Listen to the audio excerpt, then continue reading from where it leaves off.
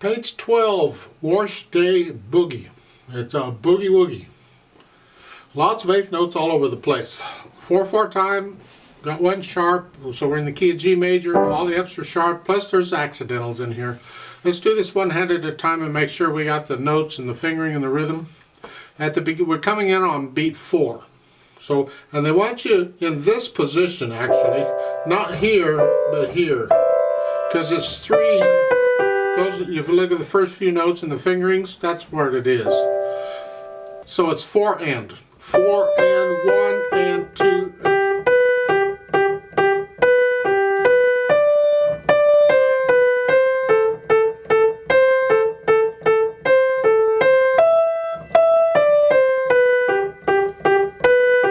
So forth. I don't like the fingering, but we'll just stick with what they've got. I'm going to go through it. I think there's better fingerings than this.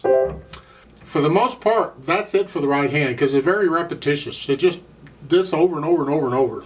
So let's look at what the left hand's doing. You have a G and a D to start. That's when you're down here. And it's 1, 2, it's just an eighth note. You come out 1 and. You come up on the end of 1. 1 and 2 and 3 and 4 and 1. Next line, it's an F sharp. The little finger comes down. 1, 2, 3, 1, 2, 3, 4. So forth. Top of page 13. Last measure. 1 and 2 and 3 and 4 and then the next line, it's a C sharp. You're on C natural here. You just use the index finger, come up and play the C sharp.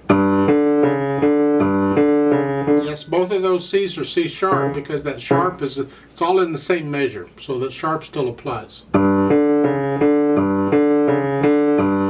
Next line, it's an F sharp, come down, spreading out a little bit. And for the most part, that's the left hand. Put them together. What do we get? Well, this, I guess.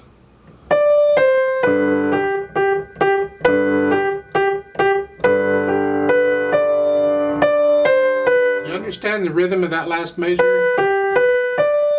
1 and 2 and 3 and.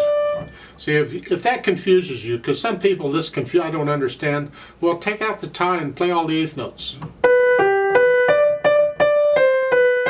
So 1 and 2 and yeah. And then when you can feel that okay, then put the tie back in. You think playing the second eighth note, you're just hanging on to the first one. Boom.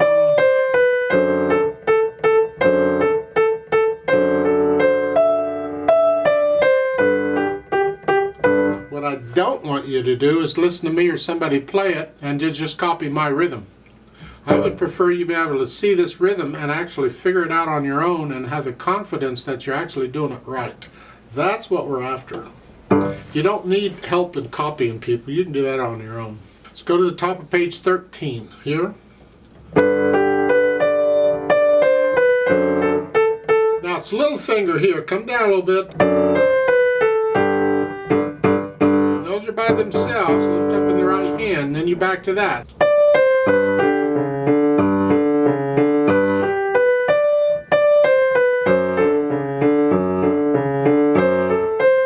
So forth. When you can get that, you don't have to go that fast. You go your speed, but get it to where all the eighth notes are even. The beat is even. There's no hesitations anywhere. No wrong notes or nothing. It's fine. You ought to be able to play this without looking at the keyboard too, eventually. Sort of, you want to be able to develop that feel for the keyboard. One little thing I want to point out about accidentals, in case you're getting confused, some of you will notice it, some of you won't, whatever. On page 13, third line down, first measure. In the left hand you have C sharps throughout that. Both of those C's are sharped. In the right hand, that C is in a C natural. And the C in the next measure, of course, is C natural. The idea with this accidental that's in here is, first off, the C in the top line appeared before the C sharp in the bottom staff, and the sharp sign can only apply from that point on for the rest of the measure. However, it doesn't matter because the accidentals are only good for the staff they're in. So even if the C in the upper maybe would have been on beat 3 or 4 or whatever, it'd still be a C natural because it's a different staff. so it has to have its own if it does. Just in case you're wondering, what's with the sharp? Why is one a natural and the other a sharp in the same measure? What's going on? Well, they're in different stabs. This is the reason.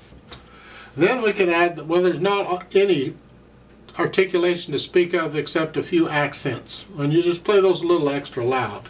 At the top of page 13, the last measure in the left hand, you hear an accent. Just play a little, because you're already loud here, I think. So you've been medium loud up to here and here, so these are just loud. And then you stay loud, and you have the slurs, so forth. Then we can think about the tempo. Moderately fast, sort of fast. You're sort of fast, not mine. Have fun with it.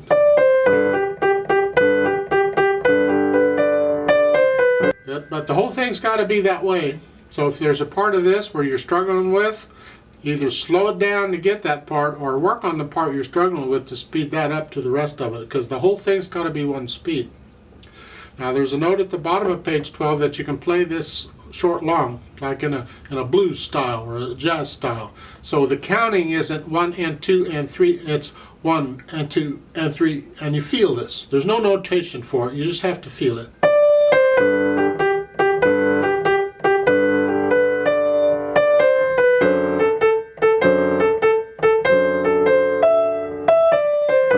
So over on page 13, second line, it's here.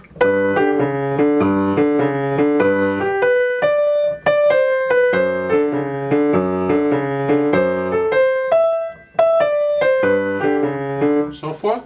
That can be fun. You can play it either way. Play it one way one time and another way another time. Just have fun with it. I'd like to play this with you very slowly to double check the notes and the rhythms. Not going to do any dynamics and all that. So I'll give us 3 counts. I think I'm going to swing these just for fun. I like to swing them anyway, so I'll do the long short. So I'll give us 3 counts and let's try it together. 1 and ready and go and.